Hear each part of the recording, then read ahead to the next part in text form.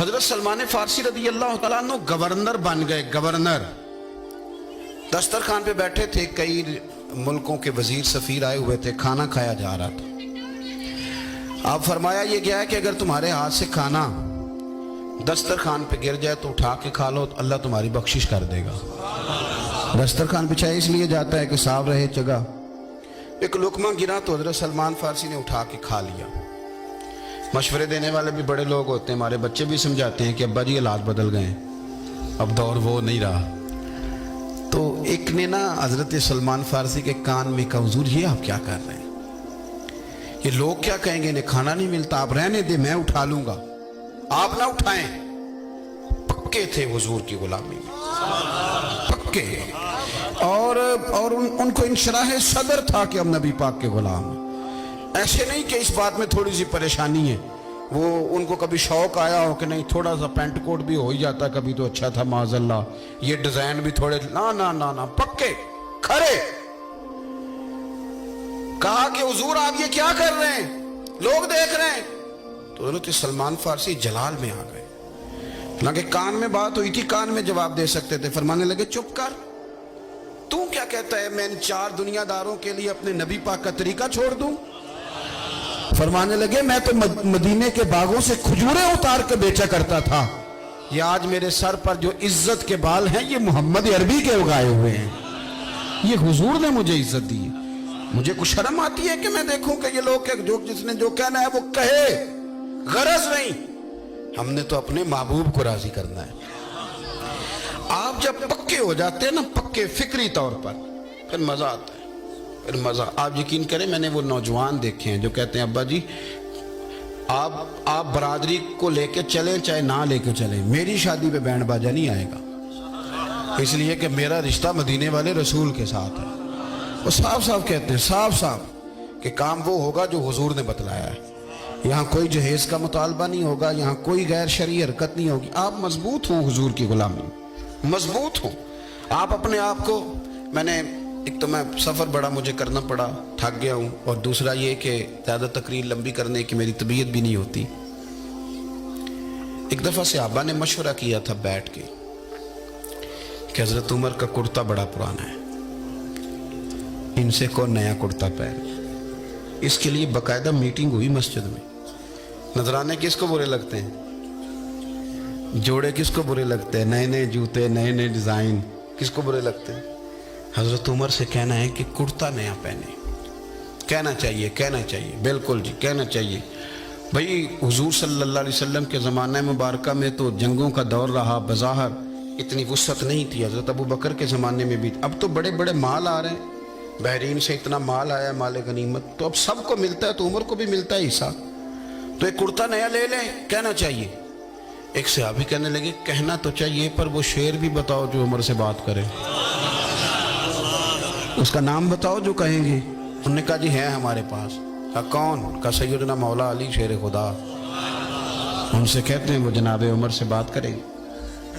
حضرت مولا علی شیر خدا سے کہا جناب یہ مسئلہ ہے. جناب عمر سے کہنا ہے بڑے بڑے وزیر سفیر ملنے آتے ہیں, یہ وہی 17 پیوند کرتے کو لگے پہن کے بیٹھ جاتے ہیں. ان سے کہنا ہے کہ کپڑے کرتا نیا خریدے. حضرت مولا علی کہنے لگے بات تمہاری ٹھیک ہے, کہنا بھی چاہیے, اور یہ بھی ٹھیک ہے کہ وہ میری مانتے ہیں, پر یہ بات میں نے بھی کوئی نہیں کرنا. میں عمر کو جانتا ہوں تو میں نے نہیں کرنی. کہا جناب پھر. فرمانے لگے ایک جگہ تمہیں بتاتا ہوں, وہاں جاؤ تمہارا مسئلہ حل ہو جائے گا. کہا وہ کون سی؟ کا سیدہ عائشہ صدیقہ سے کہو رضی اللہ تعالیٰ, ماں ہے نا مومنوں کی, تو ان کا درجہ ہے. حضرت عائشہ صدیقہ نے پیغام بھیجا, فاروق اعظم دوڑے گئے, جا کے پردے کے پیچھے پہ, اماں جی میں نے دیر تو نہیں کر دی آنے جانے میں, میرے لیے حکم. تو سیدہ پاک فرمانے لگی امیر المومنین بڑے بڑے وزیر سفیر آتے ہیں, اور اب اللہ نے وسعت بھی دے دی ہے, لوگوں کو 50 ہزار دینار ملتے ہیں بدری صحابہ کو, آپ کو بھی حصہ ملتا ہے, تو ایک کرتا نیا لینے میں کیا حرج ہے, لے لیں. لوگوں کے بیچ بیٹھنا ہوتا ہے, اللہ نعمت دے تو اثر دیکھنا پسند بھی کرتا ہے. حضرت عمر ہر جگہ سوال جواب نہیں ہوتے, ہاں کچھ جگہ چپ بھی کر رہنا چاہیے, جناب عمر کہنے لگے اماں جی ٹھیک ہو گیا، آپ جیسے حکم کریں گی میں ویسے تیار ہوں، لیکن اگر اجازت دیں تو ایک بات کر لوں؟ سیدہ عائشہ صدیقہ نے فرمایا کیجئے۔ تو جناب عمر فرمانے لگے اماں جی یہ جو کرتا میں نے پہنا ہے نا، حضور کے زمانے میں میں یہی پہنتا تھا۔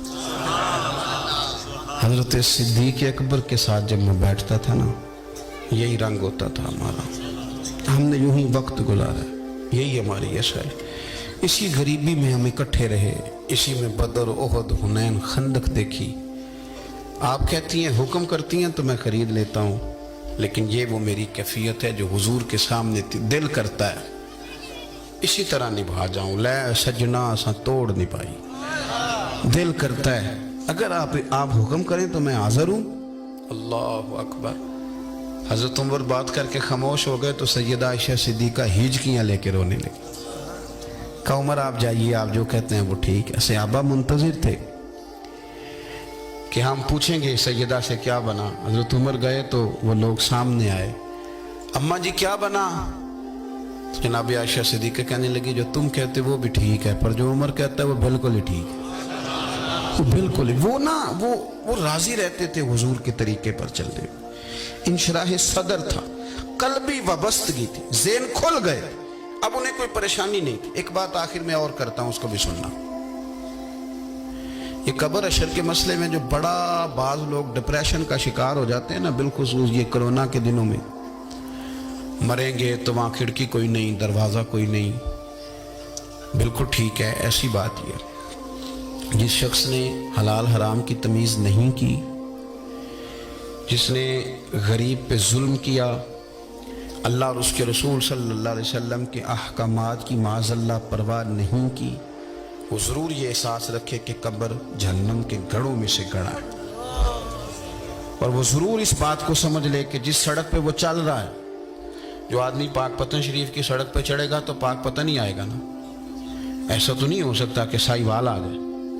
تو آپ کو پتہ ہے، مجھے بھی پتہ ہے کہ میں جس رستے پہ جا رہا ہوں یہ رستہ کون سا ہے، دینداری کا ہے کہ دنیا داری کا ہے۔ آپ خود دیکھ لیں ہماری ڈائریکشن کیا ہے، ہم سارا دن کیا کرتے ہیں، کیا سوچتے ہیں، غلبہ کیا ہے۔ ہماری ڈائریکشن اگر اس طرح کی ہے تو ٹھیک ہے، پھر سامنے جہنم کا گڑھا ہے۔